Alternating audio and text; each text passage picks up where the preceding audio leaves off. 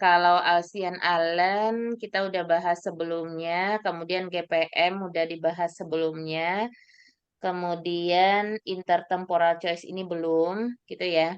Nah, yang kemarin kami coba mendiskusikan dengan Dewi itu terkait dengan masalah komparatif statis. Nah, eh,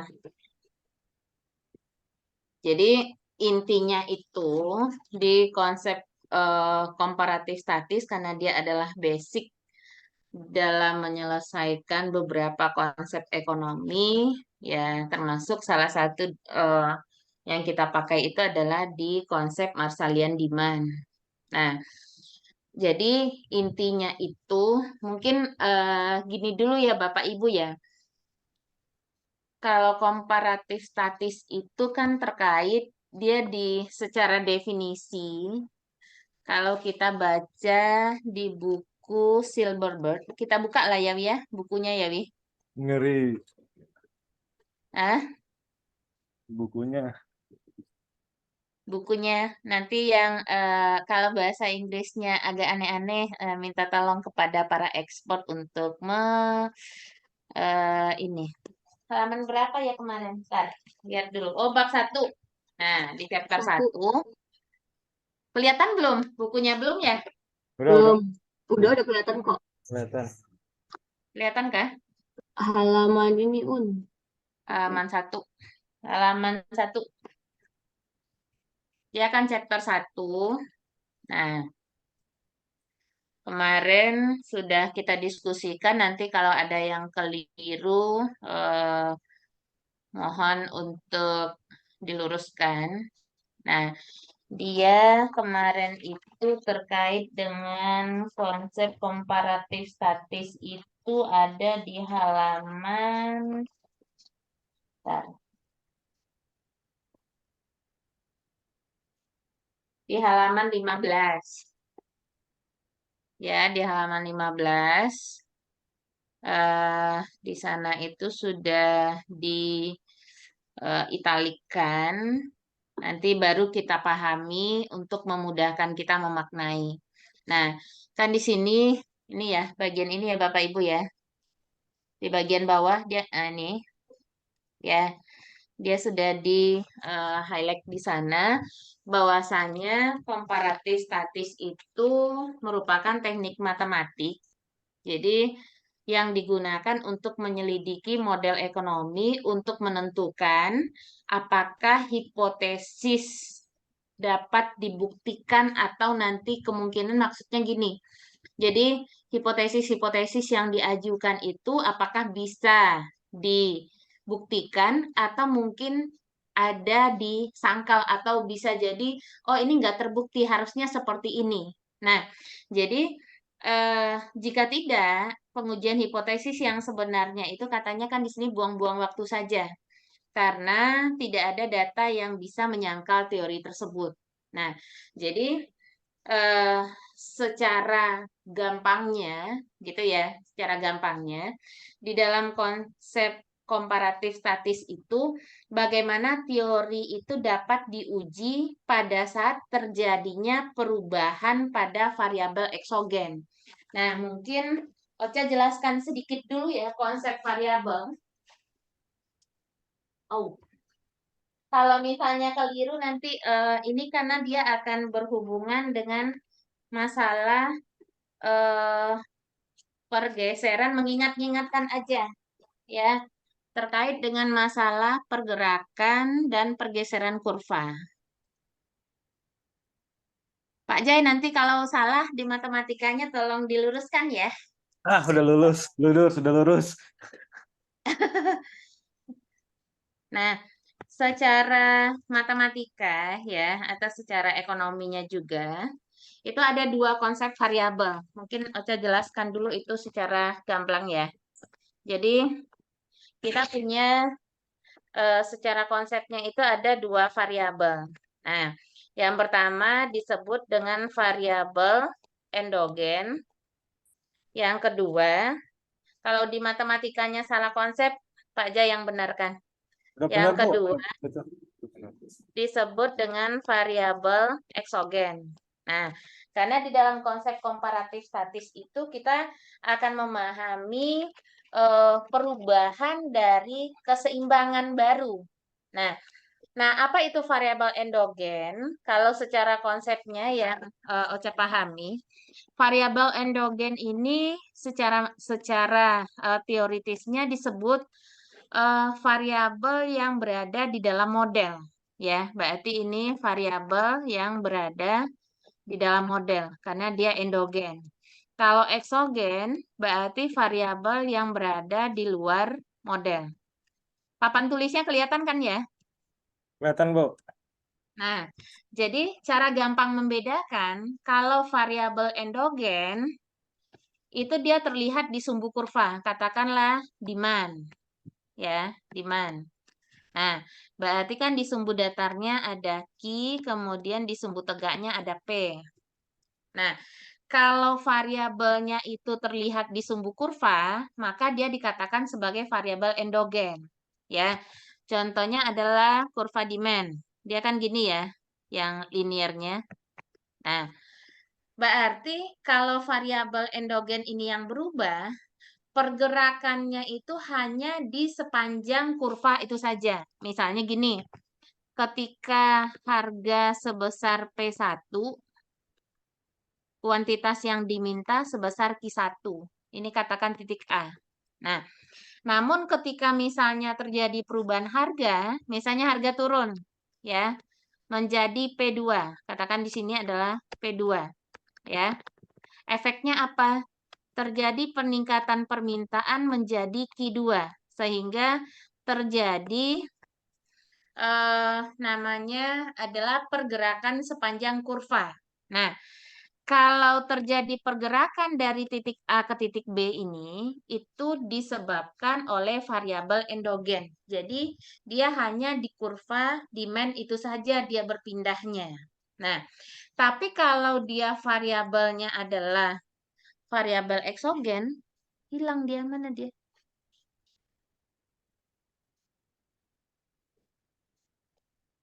Nah, kalau dia itu adalah variabel eksogen, dia menyebabkan terjadinya pergeseran kurva, ya. Jadi, kalau secara konsep demand, ide, ya, katakan barangnya adalah barang X, fungsi dari PX, kemudian PY, kemudian Y. Ini secara teori ekonominya. Nah, berarti tinggi rendah permintaan itu dipengaruhi oleh harga barang itu sendiri, kemudian harga barang lain, kemudian pendapatan. Nah, IDX sama PX ini secara teori ini disebut dengan variabel endogen karena dia terlihat di sumbu kurva. Katakan ini barang X, ini barang X gitu ya. Nah, kemudian harga barang lain dan pendapatan ini disebut dengan variabel eksogen. Ya, itu disebut dengan istilah variabel eksogen. Nah, variabel eksogen ini kan dia nggak kelihatan di sumbu kurva. Ya, katakanlah misalnya yang berubah pendapatan. Kalau barangnya barang normal, ketika terjadi peningkatan pendapatan, ya, maka permintaan terhadap suatu barang akan meningkat. Nah, kalau ini yang terjadi, dia menyebabkan terjadinya pergeseran kurva demand ke kanan. Ya, maka kurva demand ini akan bergeser ke kanan sini. Maka ini katakan disebut dengan D-aksen. Nah, terjadinya pergeseran kurva dari D ke D-aksen itu disebabkan oleh yang namanya adalah variabel eksogen. Gitu. Itu konsepnya dulu. Kira-kira bingung ya? Gampang kan ya? Gampang. Gampang. Nah, gitu. Jadi, untuk menjelaskan terkait dengan masalah komparatif statis. Gitu. Ya, saya tutup ya. Yang ini. Ya. Oke. Nah, Catat dulu, catat dulu.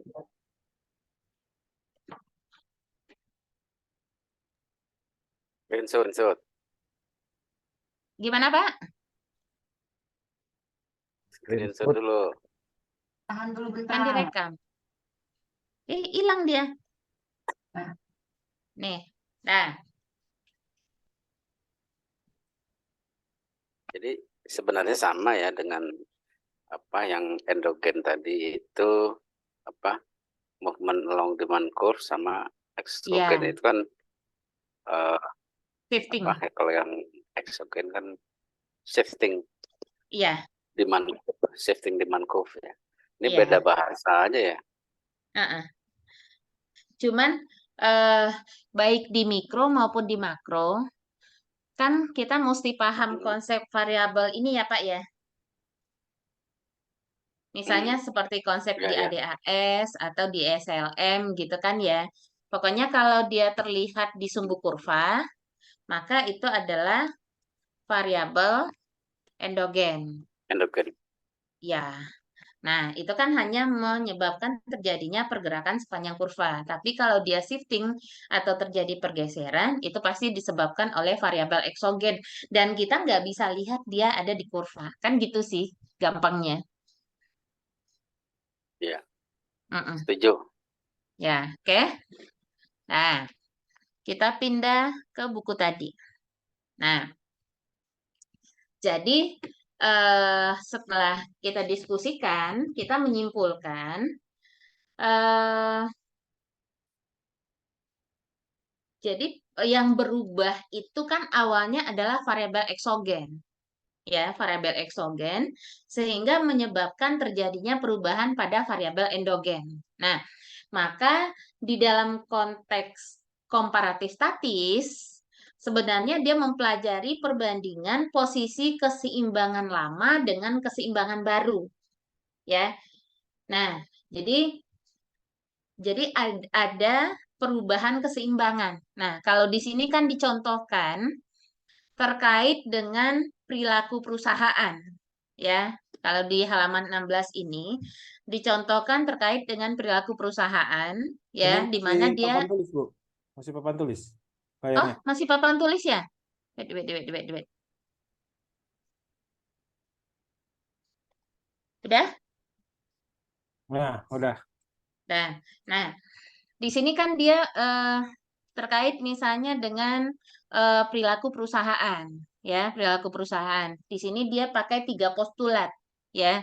Postulat pertama, perusahaan akan memaksimumkan profit, ya. Berarti kan V ini kan profit ya, simbol dari profit atau laba. Nah, di mana secara ekonomi bisa ditulis ya. Nah, secara ekonominya V itu ya sama dengan total revenue dikurangi dengan total cost. Ada yang bikin R saja boleh, ada yang bikin C saja boleh, ya. Jadi di postulat pertama ini untuk memaksimumkan profit, maka V sama dengan TR min TC, ya. Jadi penerimaan dikurangi dengan biaya. Nah, postulat yang kedua, dia nyatakan di sana bahwa perusahaan itu memaksimumkan fungsi utilitas dari profit, ya, di mana U aksen V itu berarti turunan pertama dari fungsi utilitas profit. Nah, besar dari nol, sehingga artinya profit yang tinggi itu berarti utilitas tinggi, ya, profit yang tinggi berarti utilitas tinggi, sehingga profit yang lebih tinggi iya, sebentar. Sehingga profit bukan hanya untuk kepentingan sendiri, melainkan untuk utilitas yang diberikan kepada pemilik perusahaan. Itu postulat yang kedua. Postulat yang ketiga, perusahaan itu memaksimumkan total penjualan. Ya, misalnya total penerimaan saja. Nah, bagaimana cara kita membuktikan postulat-postulat ini? Ya. Nah, cuma Bu, sebelumnya ya, postulat kedua dong, kurang paham saya. Postulat kedua. postulat yang kedua ini terkait dengan Harusnya. memaksimumkan fungsi utilitas dari profit itu, Pak. Fungsi, Nah, fungsi utilitas itu berarti nilai guna. Nah, berarti kalau profitnya tinggi, itu berarti utilitasnya juga tinggi. Gitu. Oke. Nah, Nanti ada di contoh ini. Nah, sebelum kita contohkan untuk membuktikan postulat ini, kemarin kita baru sempat bahas nomor 1. Nah, bagaimana untuk komparatif statisnya yang menjelaskan bahwa terjadi perubahan keseimbangan, ya, terjadi perubahan keseimbangan yang lebih gampang itu di demand dulu ya. Terjadi perubahan keseimbangan baru dan keseimbangan lama. Bu Dew, kalau salah tolong di ini ya. Oke, keseimbangan pasar, demand Ya, supply. boleh di sini aja nggak ya? Atau bikin yang baru lagi? Bikin baru kali ya, sempit. Oke, kita clear aja ya. Oke, Nah, oke, di clear aja. Nah, misalnya kita mau lihat komparatif statis perubahan dari keseimbangan. Kita belajar lagi demand supply yang gampang aja, ya, demand supply yang gampang. Nah, secara matematis, mohon maaf agak sedikit matematis biar lebih gampang. Nah, KID atau demand secara matematis A min PP. Kenapa minus? Secara teori demand berarti kan harga dengan permintaan itu memiliki hubungan negatif. Kan gitu ya. Nah, dia modelnya nanti boleh 2, boleh KID, boleh P ya, tapi dia tetap aja sama. Nah, kemudian supply ya, QS itu sama dengan A plus BP karena hubungannya positif, atau ini PD, ini PS, biar lebih gampang, A plus BQ. Nah, keseimbangan pasar secara konsepnya itu tercapai ketika QD sama dengan QS, gitu ya. PD sama dengan PS. Ya. Nah, atau secara grafik terjadi perpotongan antara kurva demand dengan kurva supply. Karena dia bentuknya linear, jadi saya bikin yang linear aja. Q, P, ini adalah demand, ya. Kemudian ini adalah supply. Nah, perpotongan kurva demand dengan supply ini kan menunjukkan titik equilibrium. Ya. Maka ini adalah Q equilibrium, ini adalah P harga equilibrium, ini adalah titik keseimbangan. Nah, tadi kan katanya ketika terjadi perubahan pada variabel eksogen yang menyebabkan berubahnya variabel endogen. Ya. Nah, katakan yang sekarang yang berubah itu adalah variabel yang mempengaruhi permintaan. Nah, secara fungsional, QDX tadi adalah fungsi dari PX, PY, dan Y. Nah, katakanlah tadi yang berubah itu adalah pendapatan. Ya. Pendapatan, anggap aja barangnya barang normal. Ketika terjadi peningkatan pendapatan, maka akan menyebabkan terjadinya peningkatan permintaan. Ya, kalau seperti ini konsepnya, maka ini menyebabkan kurva demand bergeser ke kanan. Gitu ya, Bu Dew? iya. Nah, dia bergeser ke kanan, berarti dia posisinya pasti sejajar. Ya, maka ini adalah D aksen. Maka muncul titik keseimbangan baru. Nah, perubahan titik keseimbangan baru inilah yang disebut di dalam konsep komparatif statis. Yang gampangnya. Nah, sehingga ketika terjadinya perubahan pendapatan yang tadi menyebabkan bergesernya kurva demand ke kanan, maka akan memunculkan keseimbangan baru. Maka ini adalah QE aksen, ya. Kemudian ini adalah PE aksen. Nah, apa efek yang terjadi? Menyebabkan terjadinya peningkatan permintaan, peningkatan barang keseimbangan dan harga keseimbangan juga mengalami peningkatan. Nah, sehingga ini tadi kan terlihat terjadinya perubahan keseimbangan dari titik E ke titik E aksen. Nah, terjadi perubahan keseimbangan dari titik keseimbangan lama ke titik keseimbangan baru, ini disebut dengan konsep komparatif statis. Gitu, Bu Del? Yap. Jadi konsep komparatif statis itu sebenarnya dia menjelaskan bagaimana perubahan keseimbangan akibat terjadinya perubahan variabel eksogen. Seperti yang sudah dijelaskan tadi, ketika pendapatan berubah, ini kan akan yang dimana pendapatan itu merupakan variabel eksogen, ini akan mempengaruhi harga dan kuantitas keseimbangan di pasar gitu. Konsep sederhananya seperti itu. Gimana tolong Nanti untuk apa? ulang lagi yang barusan diomongin Oh itu. iya, Mbak Dewi. Bagaimana Ini perubahan kalau di dalam keseimbangan perusahaan itu kira-kira akibat perubahan eksogen, gitu ya? contohnya apa Akibat perubahan variabel eksogen. Gimana, Bu? kalau di dalam suatu perusahaan, kalau teori-teori seperti ini, contohnya seperti apa ya biar mudah untuk memahaminya, Mbak? Kasih Itu nanti ke contoh. total revenue-nya, Bu.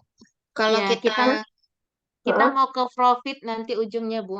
kan kalau di perilaku perusahaan itu kan dia akan memaksimalkan profit. Jadi Hmm. nanti perubahan ini nanti akan mempengaruhi profitnya.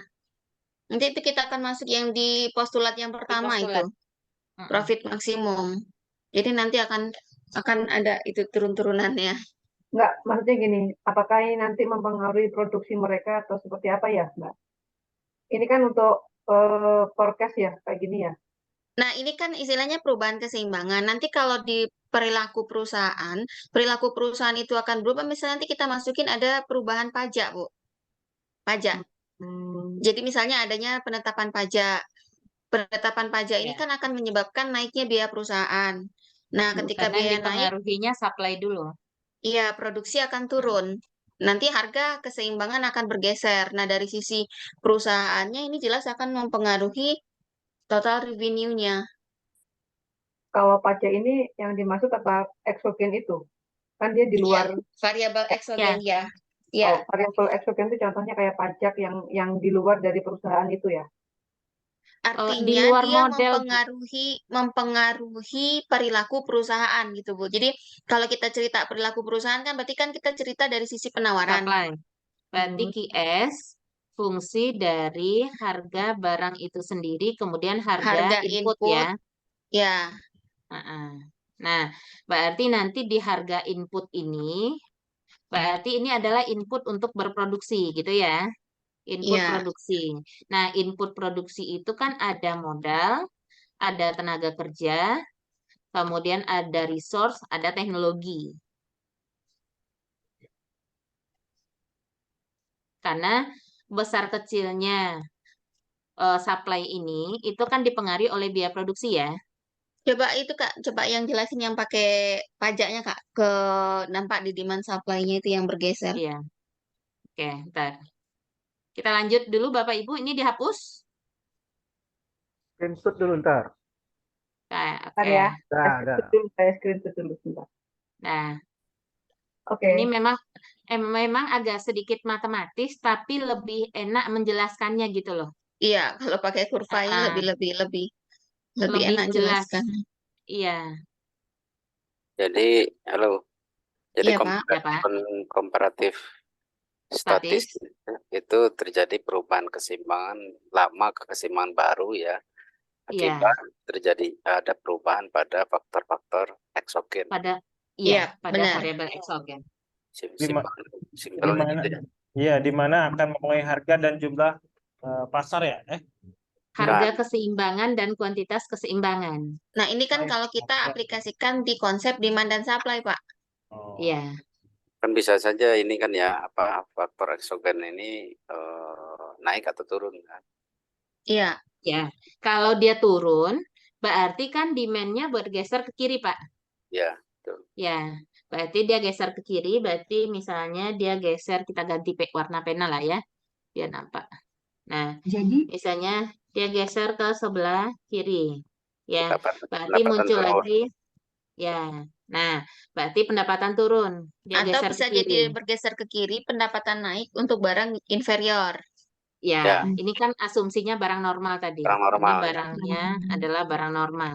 Nah, maka kan muncul keseimbangan baru, ya, Ki E2 aksen. Berarti kuantitas keseimbangannya turun, kemudian PE2 aksen, berarti harga keseimbangannya juga turun. Barangnya Jadi inferior itu perubahannya ini maksudnya beruntun ya, barang Om? apa? Apa Tiara? Tiara dulu. Gimana, Tir? Perubahannya jadi beruntun ya? Ya, karena kita ceritanya kan keseimbangan, berarti di titik potong yang terakhir yang kita lihat. Ya. Saling mempengaruhi ya? Mm-mm. Kalau yang kedua ini berarti barang normal, pendapatan turun, sehingga demand Kidenya turun. turun. Ya, dia bergeser ke kiri. Kidenya turun, harga juga ikut turun. Ya, keseimbangan kan nanti ujungnya. Iya, keseimbangannya di aksen 2 itu. Iya. Nah, gimana kalau teknologi yang berubah? Nah, Kalau teknologi yang itu ke berubah, supply, berarti Pak. dia ke supply, Pak. Supply yang bergeser kan ya? Iya, Ya, supply supply. bergeser.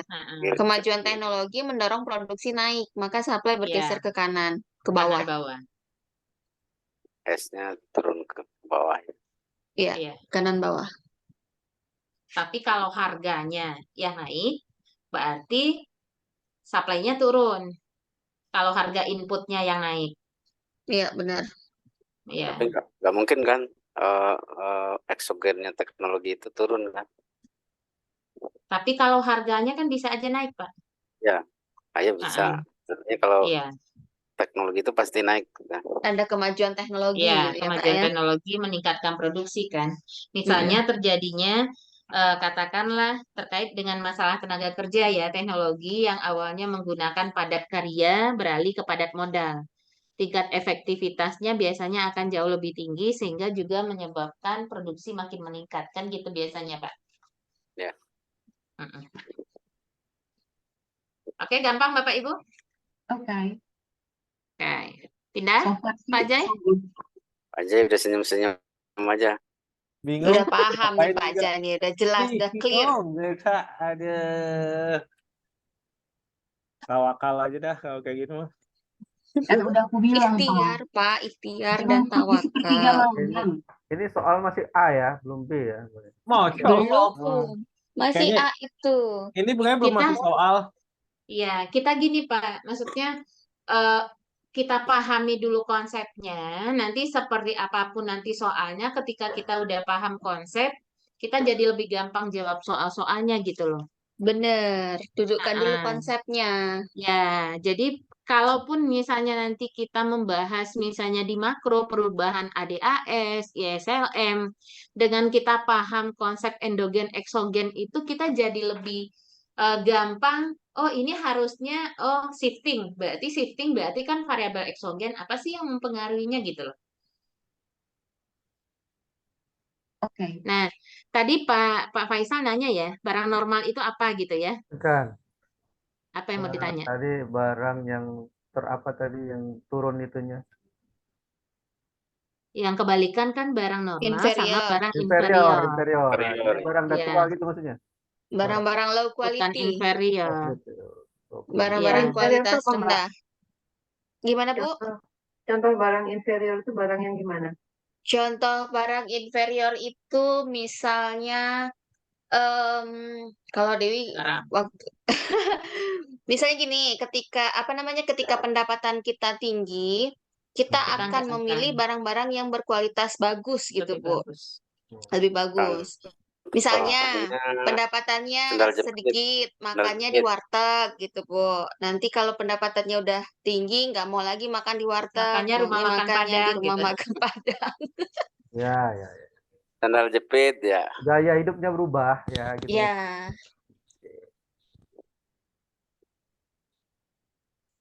Jadi kalau dia inferior, dia kebalikan dari normal. Jadi ketika barang-barang yang sederhananya barang-barang yang low quality lah, ya, menurut si konsumen. ketika Y-nya pendapatan turun, maka permintaannya juga turun. Nah, Itu sebaliknya normal kan? Sendal jepit. Kebalik. Benar, Ma. Ya. Ini Sendal jepit. berarti, Sendal jepit ya. ya, sendalnya ganti ya, Pak. Nah, Dan Ya, ini kalau namanya naik. beli, duit Pak. banyak beli sendal Pendapatnya kulit. naik, barangnya yang dibeli masih inferior, berarti masih itu pelit namanya ya. Jedin, Dedemit apa? Pak Ini Jedin. nggak pelit. Ya, Kalau cowok inferior gimana Pak? iya. Apa itu maksudnya? Jangan, enggak ini kayak Pak Arif, S1 sekian, S2 yang kayak gini modelnya, S3 kayak gitu modelnya Pak Arif tuh. Apa Pak yang modelnya Pak? Maksudnya apa tuh? Biasa, tau lah Pak Arif tuh, paham dia. Kalau cowok inferior tuh gini Pak Jedin. Gimana? Si ceweknya dapatnya lebih cakep, cowoknya ditinggal Pak.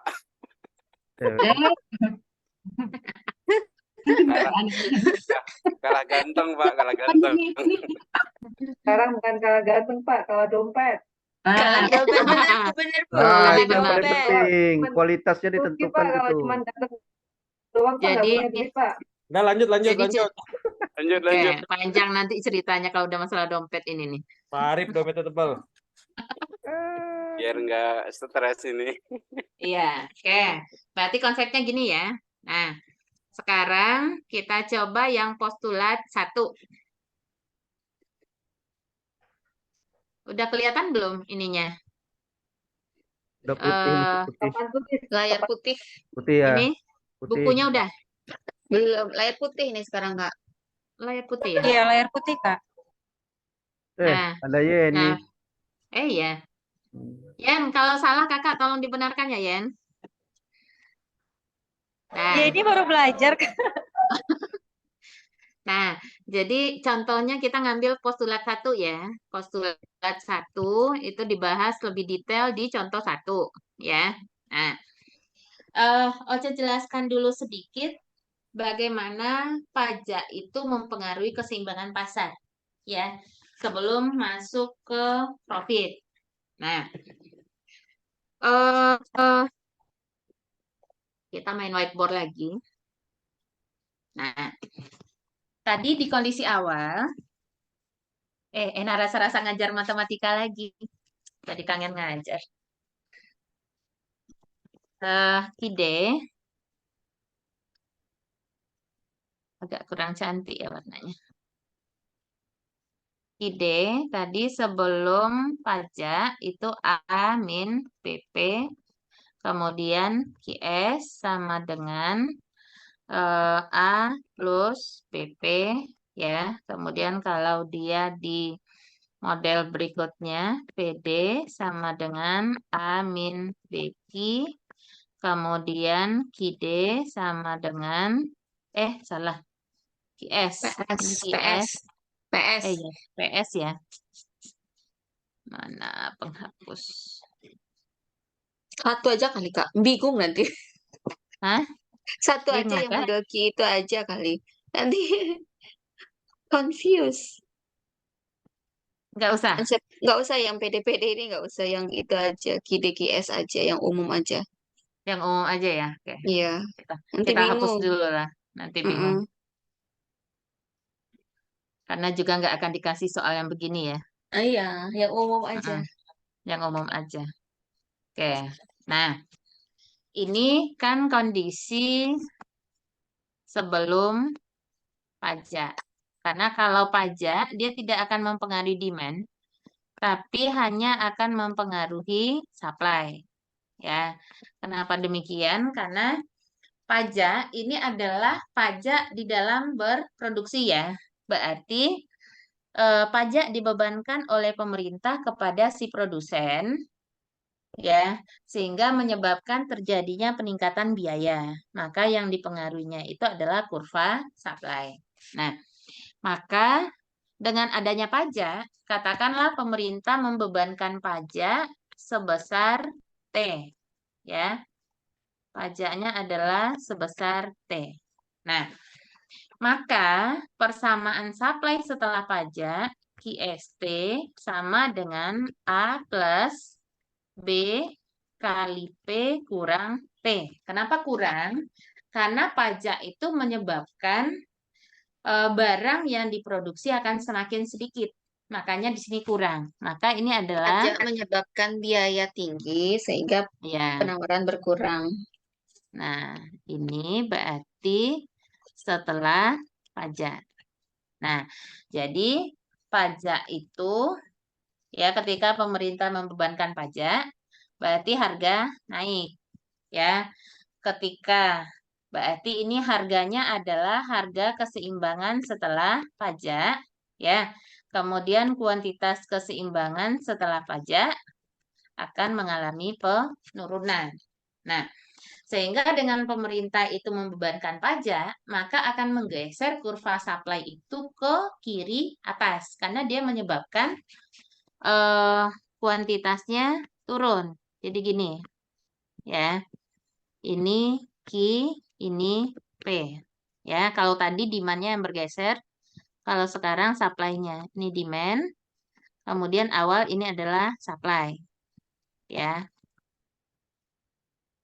Nah, ini adalah harga keseimbangan awal, equilibrium awal. Ini adalah kuantitas keseimbangan sebelum pajak. Ini adalah harga keseimbangan sebelum pajak. Nah, dengan pemerintah membebankan pajak, itu menyebabkan, ya, awalnya ini menyebabkan harga naik, ya, sehingga supply-nya turun. Nah, maka ini akan menggeser kurva supply ke sebelah kiri atas, ya. Jadi keseimbangan ini adalah ST. Maka ini adalah keseimbangan setelah pajak. Nah, apa yang terlihat di sini bahwa kuantitas keseimbangan setelah pajak mengalami penurunan, ya. Kemudian harga keseimbangan setelah pajak mengalami kenaikan. Nah, sehingga menggeser kurva supply ke kiri atas. Nah, dikaitkan dengan postulat 1, ya, dikaitkan dengan postulat 1. Udah dihapus? Gimana, Bentar. Bapak Ibu? Itu dulu.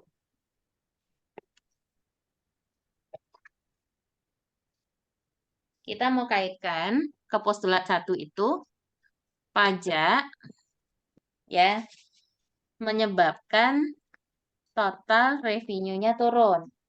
Ya, kita pakai asumsi, kita asumsikan ya, Wi. Total cost-nya konstan.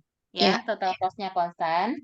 Sehingga, ya, ini asumsinya, sehingga ini menyebabkan profit turun. Nah, kita mau ke sana ke postulat 1. Gimana, Bapak Ibu?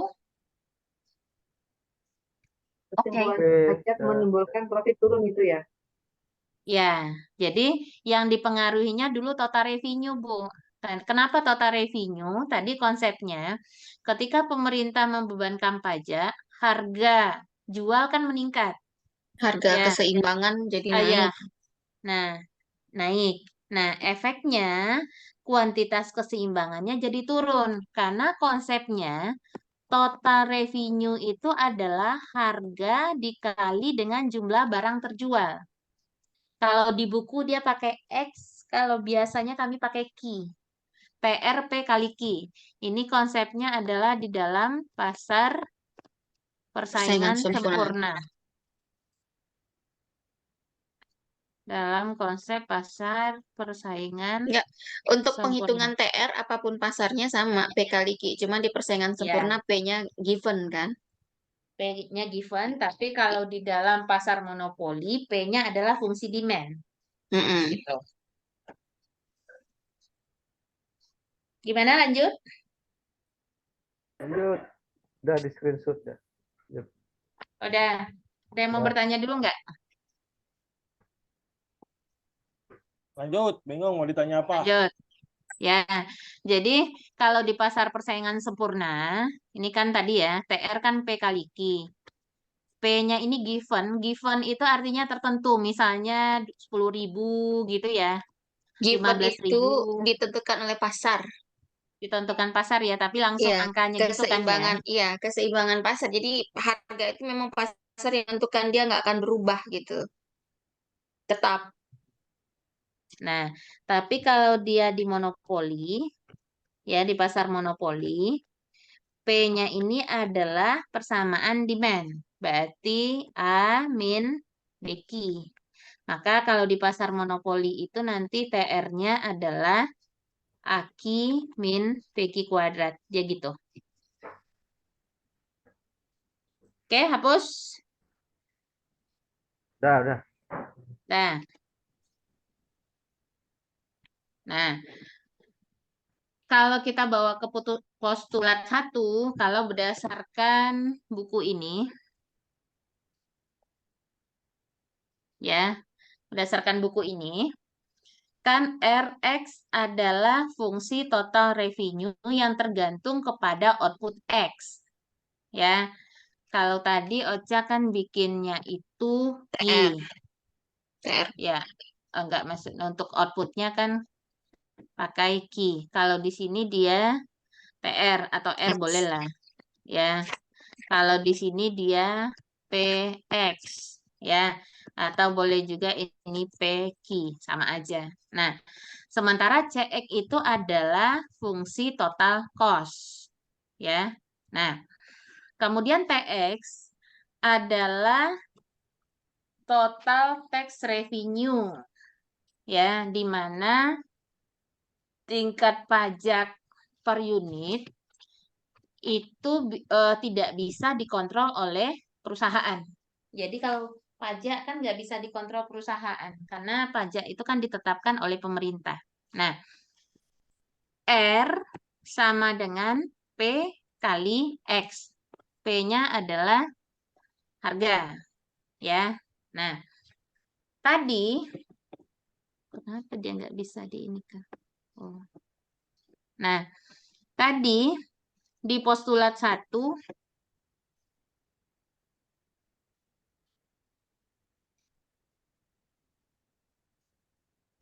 Nah, di postulat 1 katanya tadi untuk saat ini ya. Halaman berapa tadi ini? 16. Halaman 16 ya. 16.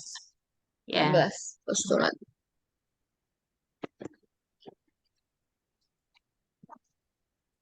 Udah lewat. Nah, di postulat 1 ini dia dinyatakan bahwasannya perusahaan memaksimumkan profit di mana profit sama dengan TR min TC. Ya, TR min TC.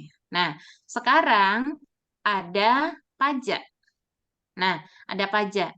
Sehingga profitnya itu TR dikurangi dengan R dikurang C atau TR dikurang TC dikurangi dengan pajak dikali dengan jumlah output. Gitu ya. Nah, jadi dikurangi dengan TX, bukan dikurangi dengan T saja. Karena pajaknya itu dibebankan Per unit barang. per unit barang. Makanya di sini dikali dengan TX. Ya, nah, dengan menggunakan first order condition atau dengan menggunakan konsep turunan pertama, berarti ini Ocha tulis di sini aja, ya. Bikin whiteboard aja kali, Kak. Di whiteboard aja. Whiteboard aja biar nampak. Ini pusing Pak Jai nih. Alah, padahal Pak Jai ini makanan Pak Jai ini. Saya muntahin lagi. Nah, Syarat maksimalisasi laba kan, Kak? iya. Nah, jadi tadi R, kalau di buku itu kan dia RX ya. RX sama dengan PX, gitu ya. Kemudian P-nya harga, X itu output. Nah, R adalah revenue. Kemudian tadi ada biaya, kemudian CX. ada pajak. Ya, ada CX. pajak. Ya, Biayanya ini CX, Kak. Ya, kemudian ini TX ya. Ya, Nah, TX. maka profit kalau tadi di awal kan RX dikurang CX gitu ya. Nah, karena sekarang ada pajak, pajak itu akan menyebabkan profit turun. Maka dia dikurangi dengan PX. Ya. Pajak dikali dengan jumlah barang per unit. Nah, ini adalah maksimisasi profit ya. Belum, itu Nah, profit baru. Maksimalisasinya kan baru turunan pertama. pakai FOC ya. Iya, jadi syarat laba maksimum itu kan P-nya turunan Turunan pertama pertama dari P sama itu dengan harus 0. 0, sama dengan 0. Syarat Ya. maksimalisasi laba. Oke. Nah, untuk maksimisasi profit ya, first order condition ya, berarti turunan pertama dari fungsi profit. Berarti di sini adalah ini V-nya udah VX ya, Wi? Iya, X berarti dVX diturunkan terhadap outputnya. Outputnya kan di sini X X itu kecil sama dengan dari 0. sama dengan 0 Salah. loh. Sama dengan 0. Ya, Wait. turunan kedua baru kecil Turunan dari 0. keduanya besar dari 0. Kecil dari 0. Oh, dia Turunan maksimum. kedua. Sorry. Ya. Oke. Nah, turunan pertama sama dengan 0. 0. Nah, Nah, D berarti itu tadi apa? Ulang-ulang. D itu apa? D. apa? D tadi apa? D. D. D itu diferensial. Oh. Diferensial, turunan pertama. Nah, Ya, D dia gitu. bukan do ya, tapi D. Nah, Apa beda D kenapa? dengan do, Kak? Nah, kalau D biasa itu adalah turunan diferensial untuk fungsi sederhana. Jadi artinya hanya satu variabel bebas yang ada di dalam model. Oh, iya. Nah, kalau pakai do yang D Baru turunan gaya-gayaan, parsial. ya turunan parsial berarti di dalam model itu ada lebih dari satu variabel bebas. Misalnya kan gini ya, kalau misalnya Y fungsi X, ya, berarti kan cuma satu variabel bebas X doang. Berarti Maka kalau DY per ini DX. turunannya berarti DY per DX. DX. Tapi kalau Y sama dengan fungsi dari X1, X2 sampai dengan XN, kalau seperti itu kan banyak tuh variabel bebasnya. Maka kita Maka pakai pakai do. turunan parsial. Maka dia jadi do Y per do Per do X1. X1. Do Oh, Y per do X2, do Y per do X3, sampai do Y per do XN gitu. oke. Sip. Oke ya. Nah, jadi turunan pertamanya sama dengan 0. Berarti kalau gitu kita turunkan. Berarti kalau gitu kita bikin aksen aja kan ya. Berarti R aksen X dikurang C aksen X dikurang T sama dengan 0. Ya. X-nya kurang itu Nah. T, TX. Kan dia X-nya hilang, Pak. diturunkan Kan udah terhadap diturunkan. X-nya. Oh gitu. Ya. Jadi jadinya ini Pak, yang TX ini dia akan turun. Jadi kan min T kali 1 kali X pangkatnya kan 1 kurang 1. Jadi min T kali X pangkat 0. Setiap bilangan yang berpangkat 0 itu 1. Jadi kan min T kali 1 sama dengan min T gitu. Yuk. Semangat Pak Joy. Nah, kemudian ya R aksen X itu di dalam konsep mikro itu sama dengan marginal revenue. MR. Ya, MR. Jadi MR itu turunan pertama dari persamaan total revenue. Nah, C aksen X itu sama dengan MC. Kemudian dikurangi dengan T sama dengan 0. Ya, maka MR itu sama dengan MC ditambah dengan T. Nah, kalau ini profit maksimum. Kalau di dalam konsep pasar persaingan sempurna, balik lagi ke konsep dasar,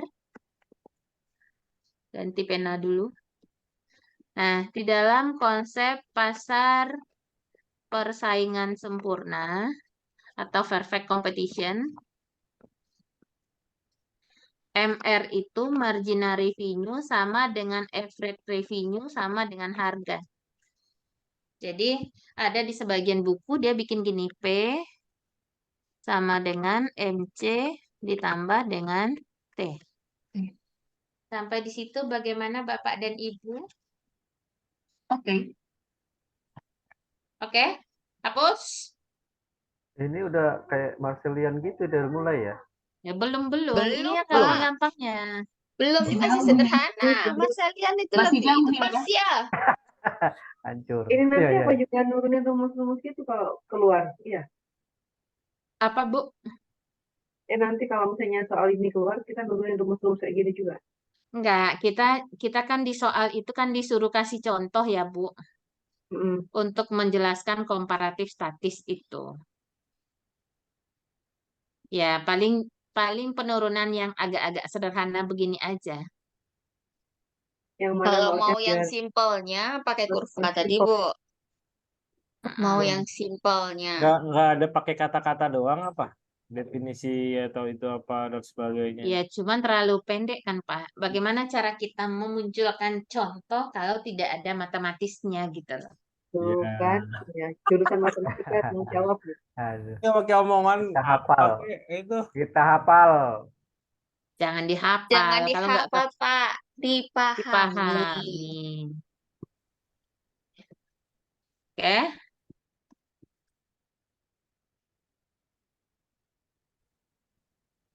Nah, setelah first order condition, maka second order condition.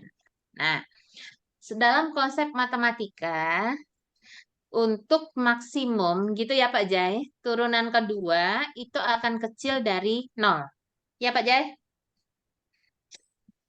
Tapi kalau Pak Jai minimum, pura-pura amnesia dia. iya, dia pura-pura ini dia. Tapi kalau dia minimum, itu turunan keduanya besar dari 0. Dia agak terbalik dia ya. Jadi, tadi kan ini turunan pertama. Nah, maka SOC, second order condition, D aksen VX, gitu ya, per DX aksen itu kecil dari 0. Ini adalah syarat maksimum. Gitu. Laba. Hah? Syarat maksimum dari laba. Maksimum laba. Jadi secara matematikanya turunan keduanya kecil dari 0.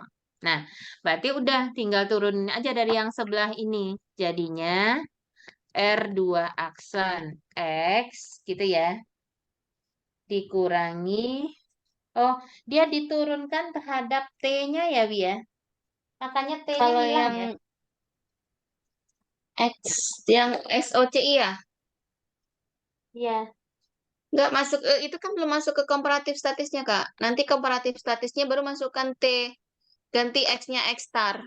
Oh, berarti T-nya kan hilang ya di sini ya? Wait. Mas, nggak, itu dulu. Apa namanya?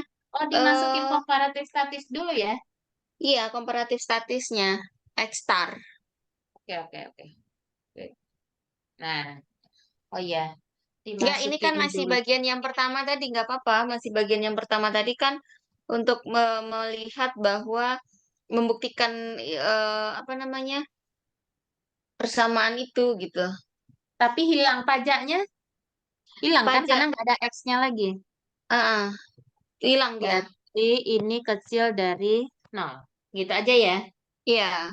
Nah, R aksen apa namanya? R2 aksen. R2 aksen itu sama dengan 0. Iya. Maka tinggal C. Iya. Min C kecil dari 0. Min C aksen 2 aksen kecil dari 0. Bentar, kenapa R aksen X-nya 0, Wi? Karena dalam pasar persaingan sempurna kan turunan pertama dari total revenue itu Oh, kan iya. P. Turunan Oke. keduanya kan jadi 0. Ya, berarti min CX ya.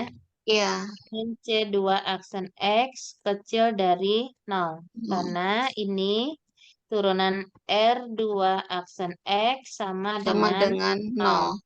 Ya. Karena turunan ini MR adalah P ya. P given, maka turunannya Mm-mm. kemudian. Oke, Bapak Ibu, Wait a moment. ya. Bentar.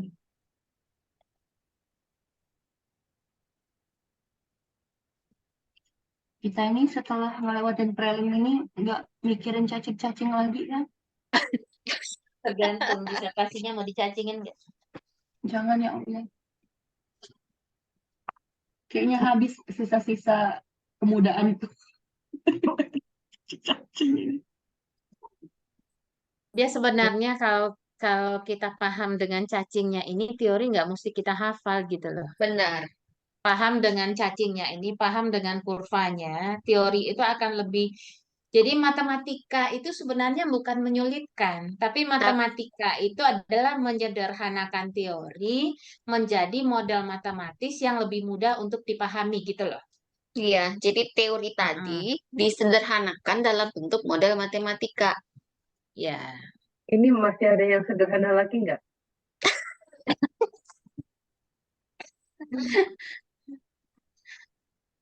ini masih yang sederhana ini Bu. Ini paling sederhana ya. Iya, ini masih yang sederhana Bu. Belum masuk Marsalian nih Bu. Yang itu yang ini. Pemanasan lah Bu untuk Marsalian. Ya, Iya, iya, iya. karena iya. ini masih diferensial sederhana Bu, belum masuk yang parsial. Nah, kayak gini nih harusnya yang sederhana dulu. Iya. Kalau Dah? gini agak ngerti lah agak. Iya, karena ini yang sederhana. Yang lebih besar dari nol ada nggak? Besar dari nol itu kalau dia minimum, misalnya di fungsi biaya. Kalau biaya kan biasanya meminimumkan biaya. Kalau dia di penerimaan, biasanya memaksimumkan penerimaan. Di profit kan maksimum profit gitu loh, Pak. Jadi kalau dia nanti di fungsi biaya, itu turunan keduanya pasti besar dari nol. Gitu. Mbak, ini agak lupa nih. RCTX ini apa?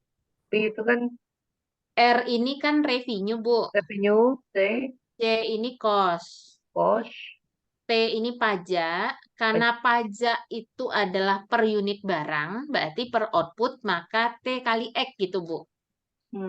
Jadi ada asumsinya. Jadi kan di soal ini kan kita kan bahas tentang perilaku perusahaan dalam memaksimalkan laba. Jadi misalnya ada kebijakan pemerintah menetapkan pajak per unit barang yang diproduksi. Maka Iya. TX itu adalah total penerimaan pajak. Iya, ini berarti total penerimaan pajak pemerintah.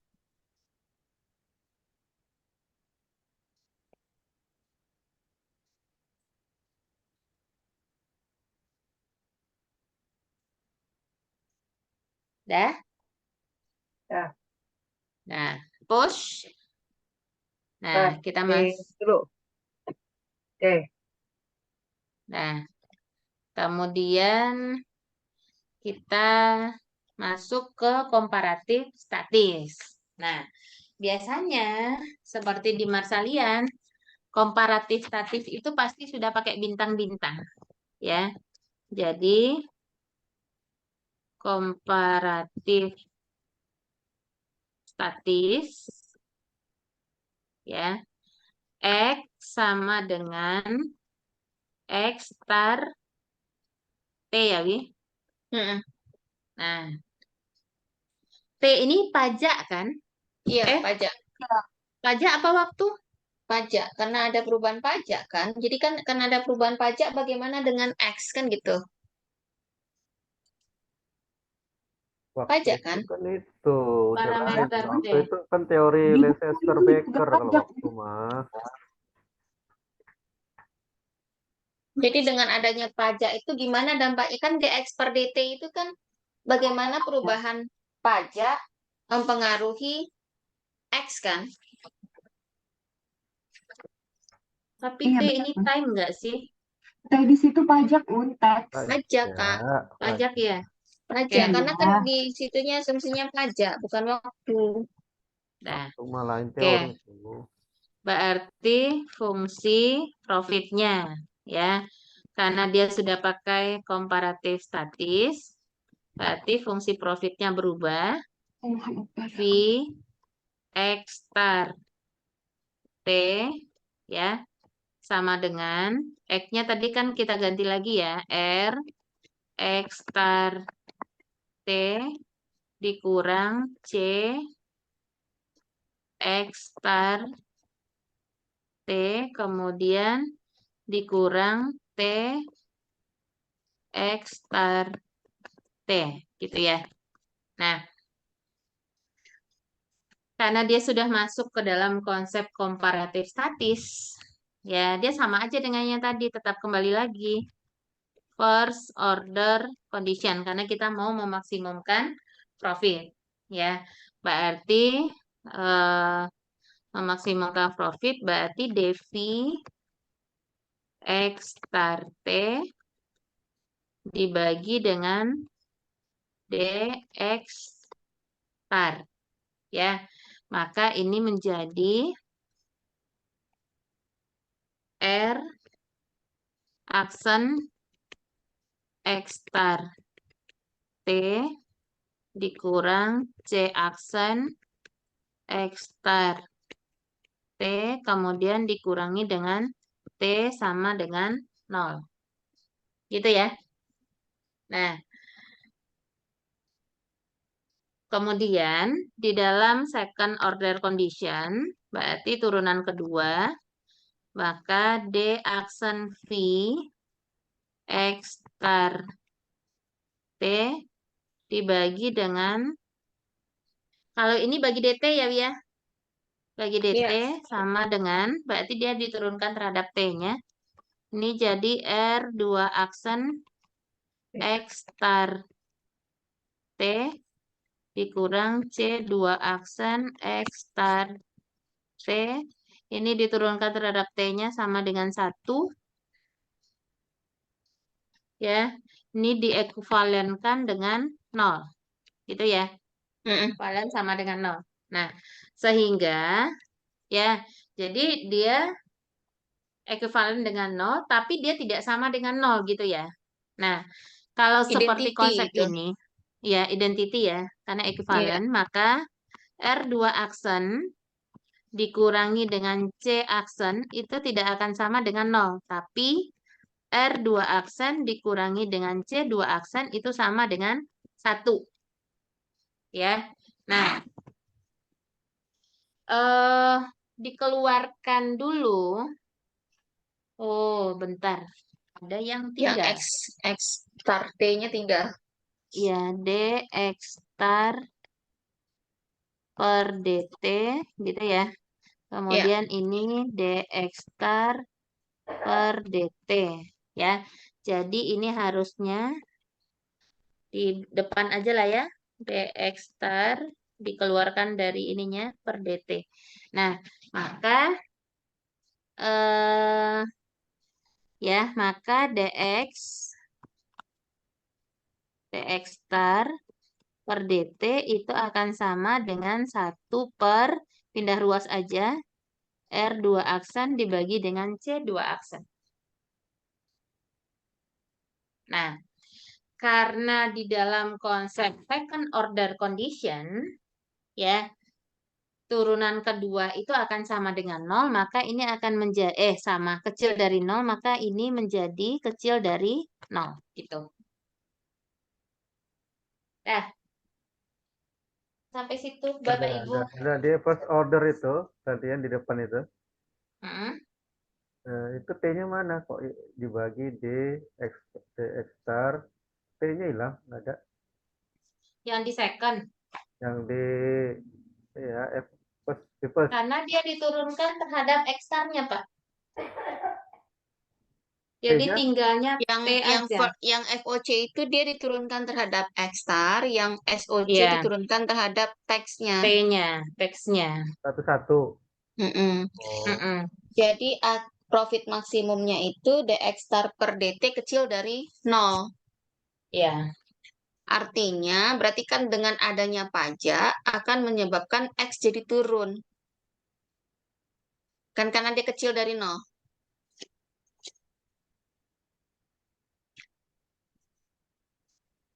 Berarti kan itu yang apa namanya? eh Komparatif statisnya gitu, keseimbangannya. Jadi dengan adanya pajak menyebabkan X-nya jadi turun. Sama kayak kita jelaskan di kurva demand supply tadi kan, Q-nya turun dengan adanya pajak.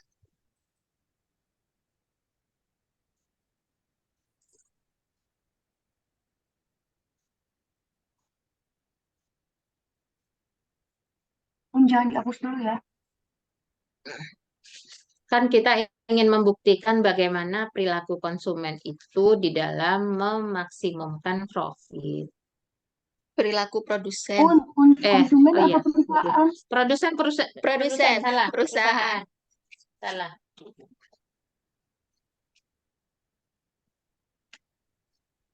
Berarti beda dong ya.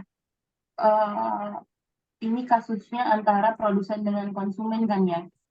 Enggak, ini Akan perusahaan. berbeda. Nah, Ini maksudnya kan perusahaan. Jadi kalau misalnya jadi ada kan satu kita cerita konsumen. ada perilaku produsen dan ada perilaku konsumen. Mm-mm. Jadi kalau kita bahasnya ini, contoh kita adalah perilaku produsennya. Nah, kalau kita cerita perilaku konsumen, itu utilitas, demand. Kayak konsep Marsalian itu. Nah, itu kan contoh komparatif statis. Perubahan, Ini, sorry. Jadi, ini kasusnya berbeda ya antara produsen dengan konsumen kan.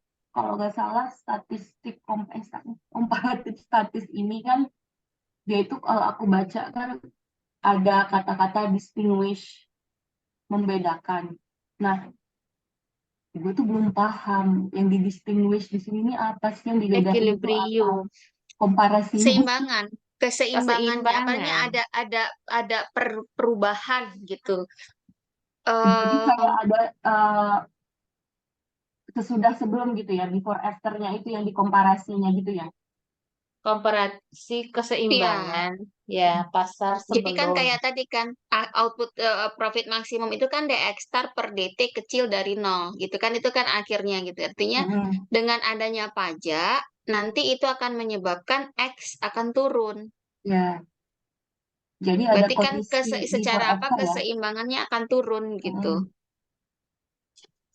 Itulah yang kita cari, postulat-postulat 1, 2, 3 itu setelah ada perubahan itu seperti apa gitu nggak sih?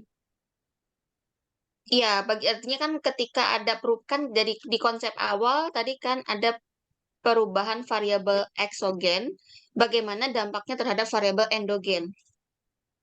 Oke. Iya, ya. Clear ya? Konsepnya paham, tapi kalau nurunin cacing-cacing ini aku Allahu alam bisa nggak? Enggak, konsep dasarnya kalau nurunin cacing itu kan tadi dia akan memaksimumkan profit. Perusahaan itu kan memaksimumkan profit. Konsep profitnya itu kan kalau di mikro, profit itu kan TR dikurangi dengan TC. Kan konsep dasarnya kan cuman gitu doang. Nah, Berarti sekarang laba itu kan pendapatan dikurang ya, biaya. Nah, itu yang ya, sederhana. uh-uh. Pendapatan itu diperoleh dari harga dikali dari kuantitas atau output Output. yang dihasilkan. Mm-mm. Sementara biaya itu bisa jadi RK dikurangi dengan WL. Ya, jadi RK R itu berarti bunga dari modal, ya kan? Ya, Nah, kemudian WL berarti W itu kan berarti upah dari tenaga kerja dikali dengan jumlah tenaga kerja. Oke.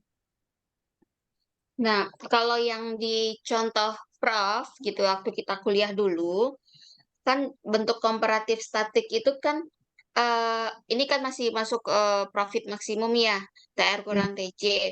Jadi bagaimana jika apa tadi kan apa namanya komparatif statik itu kan kita melihat bagaimana perubahan variabel eksogen dampaknya terhadap variabel endogen. Prof mencontohkan permintaan terhadap kopi ya gitu. Jika harga kopi berubah gitu, bagaimana dampaknya terhadap pemakaian kopi? Nah, itu yang merupakan pertanyaan dari komparatif statik.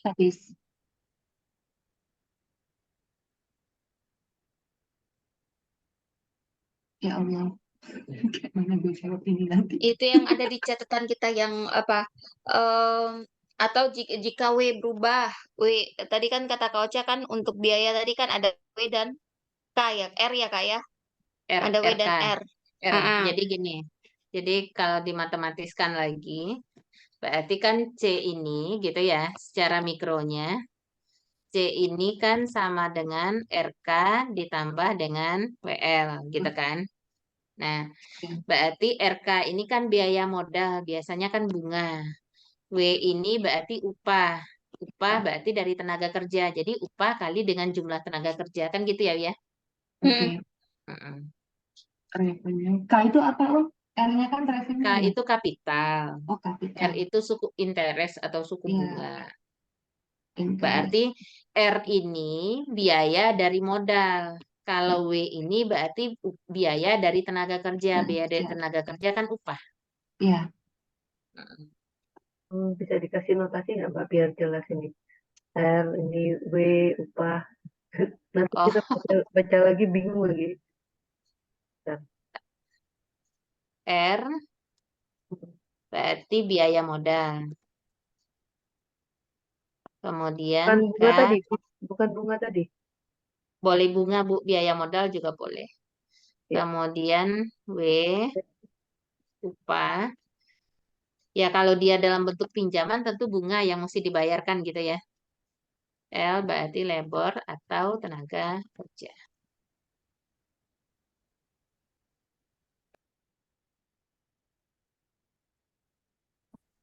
Tapi kalau R ini tadi kan konsepnya P kali X atau P kali Q.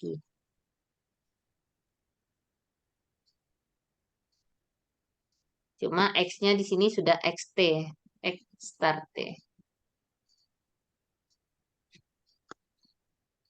Karena biaya itu tentu tergantung kepada, karena secara fungsionalnya, C itu kan juga fungsi dari dari output ya, Wi? Di iya, mikro ya, Wi? iya. Nah, jadi Makanya C, CX dia kan. ya, jadi ini CX. juga fungsi dari output. Jadi tinggi rendahnya output itu akan mempengaruhi tinggi rendahnya biaya.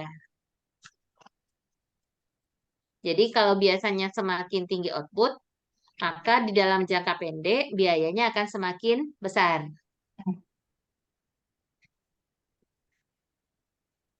Kalau R ini juga fungsi dari output. Jadi makanya di sini X semua. Kemudian pajak juga per unit barang yang diproduksi.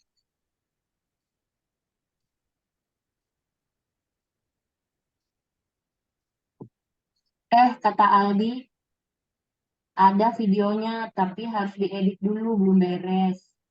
Ya, siap. Jangan lama-lama. Jangan kayak kasus kontribu lama kali.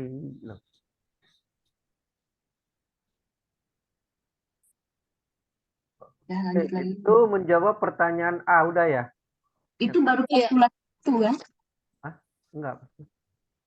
A Enggak, udah jawab. sebetulnya dengan itu aja udah bisa menjawab itu. Iya kan? Itu biar Iya, nggak perlu nggak usah. tiga Hmm, slot itu dijelaskan ya. nggak usah. Dengan satu Ini itu aja udah bisa menjawab itu. Kan dia salah cuman soal. ini. Jawab, iya jawab Berikan satu aja ilustrasi pusing. kehidupan sehari-hari. Itu kan kalau mau matematisnya. Nah, tadi kan memang kita agak sulit-sulitkan sedikit lah ya. Boleh. Kalau Keren, keren. kalau contohnya tadi apa, Wi? Harga kopi Kopi tadi ya? misalnya apa jika upah itu kan mempengaruhi biaya ya. Bagaimana dampaknya terhadap permintaan kopi kayak gitu. Jadi kan dalam ada catatan kita yang itu Kak Yang mana? di pertemuan masih envelope teorem itu masuk pertemuan 2 ya, envelope teorem. Envelope teorem. Pertemuan 3 envelope teorem. Envelope teorem tanggal 17 September. Iya. Itu kan ada yang direct function itu maksimalisasi laba. Oh, nggak ketemu ya catatan kakak ini? Ada. Setelah kurva itu, setelah value Oh, yang function.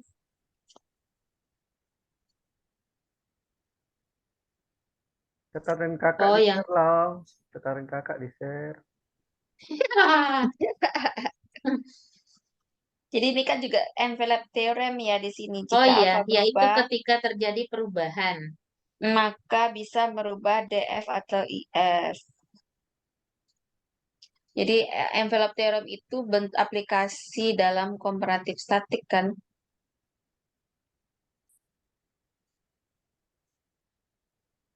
Jadi kan ada perubahan parameter. Ya, Bagaimana kalau dampaknya?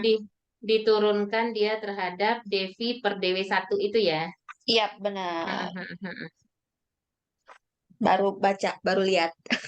Iya, baru baca. Baru lihat, oh ya ini gitu. Makanya kalau nggak belajar nggak berani ngajar, Pak. Iya, iya.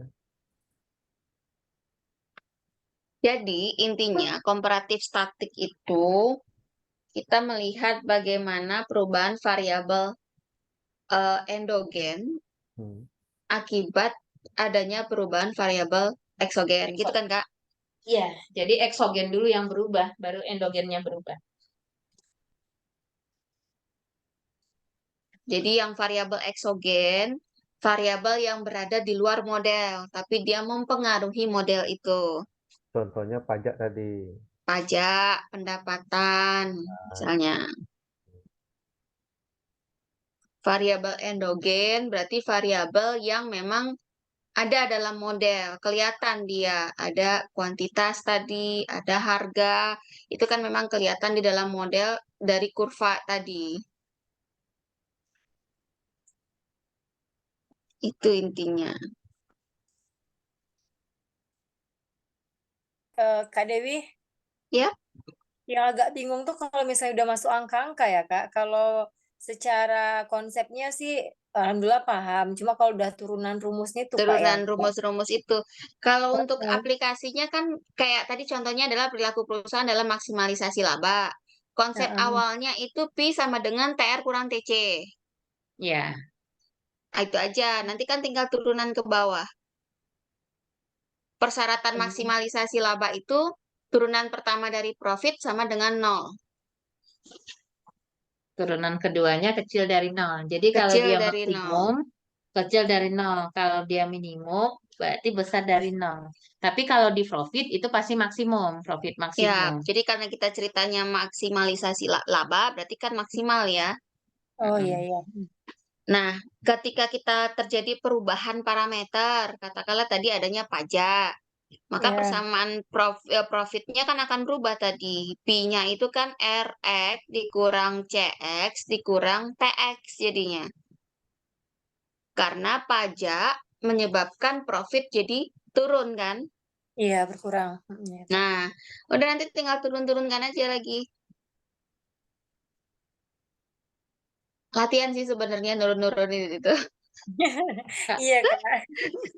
kalau kalau turunan yang sederhana itu, mungkin baca buku ini dulu. Buku Matematika Ekonomi yang konsep-konsep dasar itu loh, Yen. Yang mana tuh Kak? Kalau kakak biasanya ngajar di S1, buku itu cukup gampang, ada JB Kalangi. Oh Nah, itu. mungkin ya, jadi di buku Matematika, Ekonomi, dan Bisnis. Nah, jadi di JB Kalangi itu ada dijelaskan konsep-konsep dasar diferensial sederhana. Ya, ada 2 jilid, jadi jilid 1 dan jilid 2. Nah, itu di bab 13, bab 14, bab Kak, 15. nanti Apa? konsep turunan ini mungkin ajarin lagi kali ya Kak ya. Di-refresh lagi sebelum kita masuk ke Marsalian. Oke. Nah, betul itu. Jadi lagi. Kalau nggak dibolak-balik, pusing ya. Iya, tapi Prof ini sukanya mainnya ln, Bu. Logaritma natural itu. Nanti Karena kita coba soalnya, yang konsep turunan dulu Kak. ya, Konsep Itu dasarnya jadi pasti Marsalian nggak bingung ini dari mana turunannya kok bisa begini. iya. itu tadi diturunkan X aksen kok yang T-nya hilang, yang lain tetap ada ya. X bintang ya. Jadinya R X star, aksen, X T star. aksen, X star. Yang lainnya jadi aksen-aksen tapi giliran yang T-nya main T doang ya.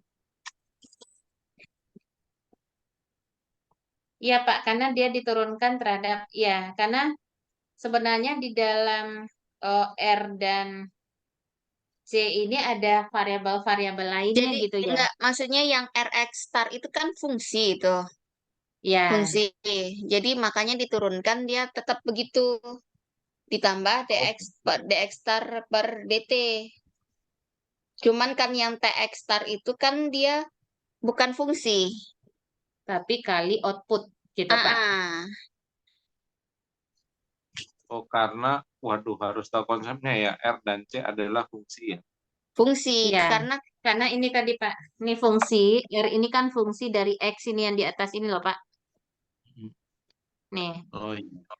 ya, tapi kalau ini dia tadi kan dasarnya pajak dikali dengan Output. output per unit barang kena pajak gitu Pak.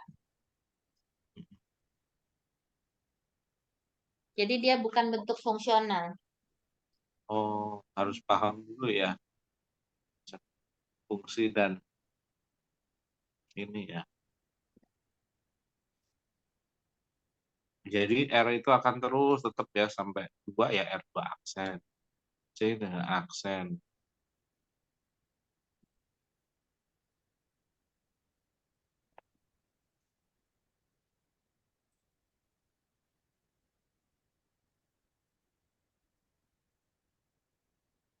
C itu cost ya Bu ya.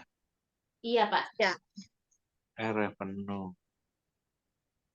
Second order condition itu kalau adalah seper revenue kurangi cost kurang dari 0 ya.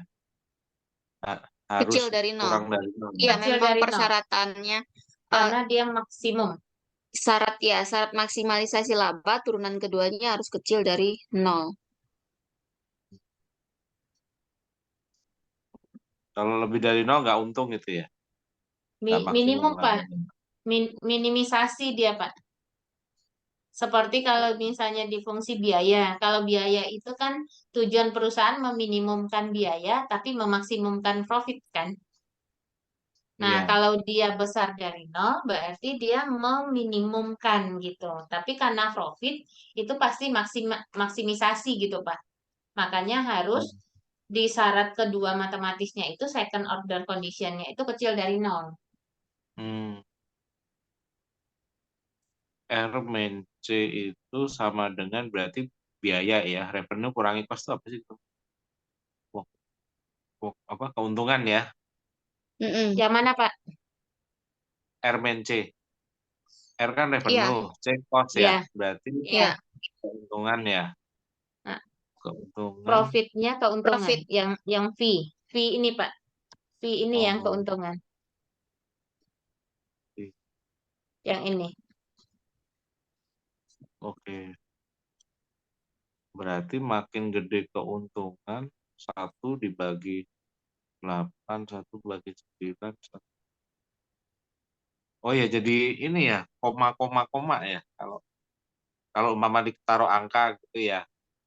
Iya. Revenue 9, cost 1, berarti 1/8. Revenue 10, cost 2 gitu ya. Jadi syaratnya harus selalu di bawah Ya, 0 ya. turunan keduanya, Pak. Enggak, yang ini Kak, yang DX star per DT ini kali maksud Pak Ari. Iya, iya, tapi harus kecil selalu dari 0. 1 per R2 Oh, iya. aksen dikurang C itu kan. Kalau dimasukin angka Iya. kan Iya, kecil iya. dari 0, 0, Dari 0. enggak, 0, sekian. Bukan kecil dari 0. Kalau kecil dari 0 itu kan negatif dia. Iya, negatif harusnya. Jadi maknanya Ya, itu Pak, ketika ada pajak itu menyebabkan X-nya turun. Itu yang kecil dari 0 itu.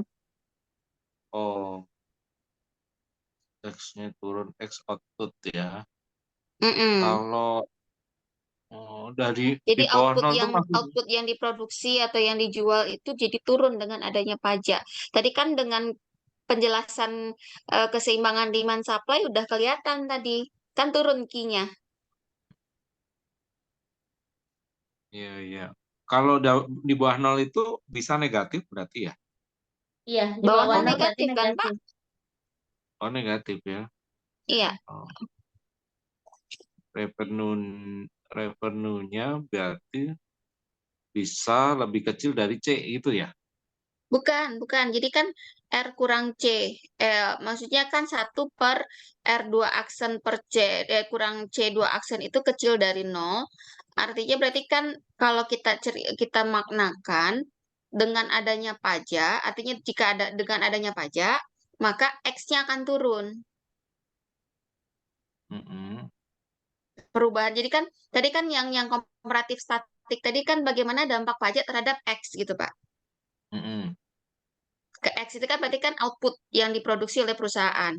Mm-mm. Jadi dengan matematika ini kita buktikan bahwa dengan adanya pajak, output yang diproduksi jadi turun. Oke, revenue turun karena X turun gitu ya. Iya, kalau revenue-nya iya turun. Revenue turun, kalau cost-nya tetap berarti R-C-nya bisa negatif gitu ya. P-nya turun. P-nya jadinya Oh, P-nya turun. turun. Oke. Oke, R-C-nya masih positif ya berarti ya. Atau bisa negatif R-min, R-C. R aksen eh, 2 bisa negatif atau gimana nih? Seper R Ya aksen kalau 2 dia min. kecil dari 0 artinya memang negatif dia itu ya. negatif. Oke. 1 per min 1 ya kan ya? Tuh. Iya. Sampai lupa basic matematika nih kata Pak Jayadin. Value-nya bisa turun dong, Mbak, dari perusahaan. Kalau minus. Gimana, Bu? Kalau minus kan berarti dia tidak punya revenue berarti. Tidak punya keuntungan. Profitnya minus. Profitnya turun. Profitnya turun maknanya Bu, karena dia sudah di turunan Kan, kedua. bukan profit minus ya. Bukan. Oh iya karena udah keturunan kedua. Ya, dia di turunan kedua. Kalau kita mau lihat profitnya sebenarnya masukin ke persamaan awal. Ke P-nya Hmm, itu untuk melihat profitnya, bukan di persamaan turunan-turunan itu. iya. Profit minus. Kalau yang di FOC first order condition bacanya gimana?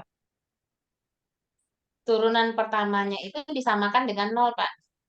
Berarti Oh, nanti dari persamaan ini kita akan dapatkan berapa outputnya biasanya. hmm, oke. Jadi turunan pertama sama dengan 0 itu kan maka dalam profit maksimum itu MR. kan MR sama dengan MC. Oke. Marginal Ya. revenue sama dengan marginal cost. Ini kalau di sini kan MR berarti Oh, MC dikurang T. Gitu. setiap peningkatan pendapatan ya dikurangi setiap peningkatan pengeluaran itu ya. Perubahan. Oh iya, berubah. Karena konsep MR itu kan delta TR berarti di sini berarti delta R ya.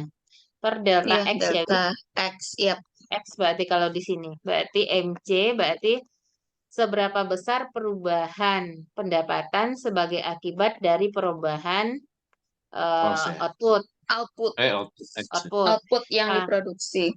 ya, kalau MC berarti delta C per delta X. Jadi X.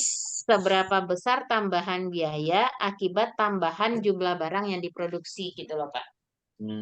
Iya. Output itu bisa X yang banyak, biasanya Q ya? Apa Kalau bebas ya? dalam Biasakan mikro dia gunakan X, Pak. ya, tapi Oh, Untuk ini dia kalau gunakan X. kalau kita kan biasanya pakainya kan Q ya, Pak ya. heeh. Biasa kan Iya. kita R fungsi dari Q, C fungsi dari Q. Tapi di buku Silverberg ini dia pakai X X. sebagai outputnya. Simbolnya Oh, aja sih. iya. Berarti ininya dia aja ya, si penulis ya. Iya. Cocoknya apa? Oke. Iya. Terima kasih Bu Ocha, Bu Dewi. Sama-sama, Pak.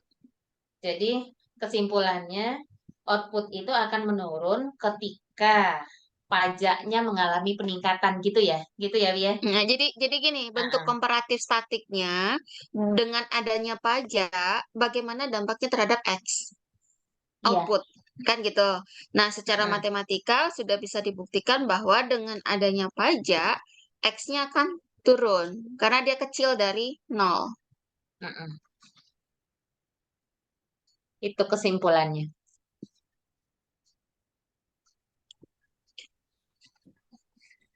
Lurus kesimpulannya aja. Kalau nurunin pusing. Muter-muter kemana-mana ya, Bu ya.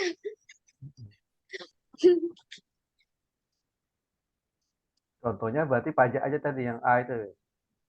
Ya kan, ya contohnya Perhatikan. bisa pajak, nanti bisa misalnya kayak upah, Kopi tadi itu juga maksudnya. ya upah berubah, bagaimana dampaknya terhadap eh, apa namanya profit.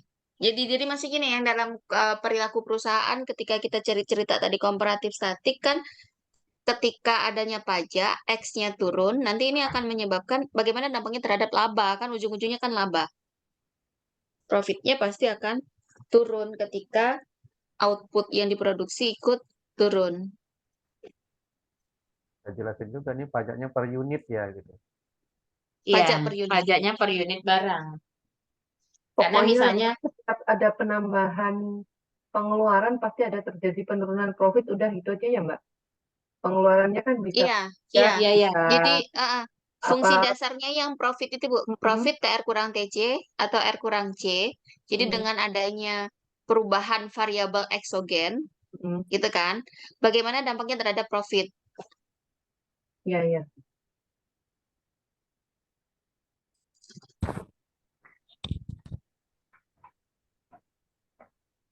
dah semangat. Ya keren. Kalau cuma jawab ini apa tulisan dia bisa semangat, cuma begitu suruh nurunin rumus. Jelasin logikanya aja kali mungkin Bu Pas. Iya, Kalau nggak hafal turunan rumusnya. turunan rumus yang pertama aja kayaknya, bukan yang kedua kayaknya. Yang Tapi ternyata di catatan pertemuan 1 itu ada loh, Wih, komparatif statis sih. Ya pertemuan 1 kan kita komparatif statis, cuman kan Iya, ada di sana analisis statis berbicara apa gitu. Komparatif statis adalah delta choice per delta parameter. ya Nah, kita berarti kan nggak punya PPT-nya kah ya? nggak punya ini ya.